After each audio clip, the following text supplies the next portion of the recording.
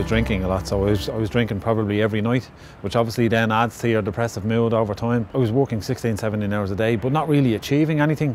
So there was no sense of fulfillment or anything like that. So it was just really slogging away for no real set purpose. I was getting to a stage where I wasn't sleeping then because I was so anxious and so stressed out, so my brain was active all the time. You know, and with any muscle, I suppose, it gets tired, you know, but I wasn't allowing it to rest.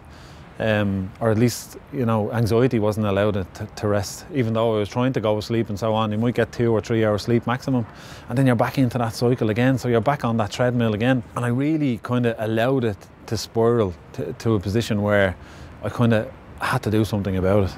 I had run previously and didn't really enjoy it, but I just said, I'm going to give it a go again.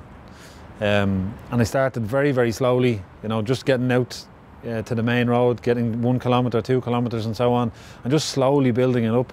And the great thing I found nearly immediately was that you were achieving things. Every time you got out there, you were achieving something else. And all through that, I was starting to really feel better, you know, and I was really starting to look after my mental health because I was physically more active. I've done some mad runs, like a 100-kilometre run, a few other ultra runs. I've ran a marathon on the North Pole.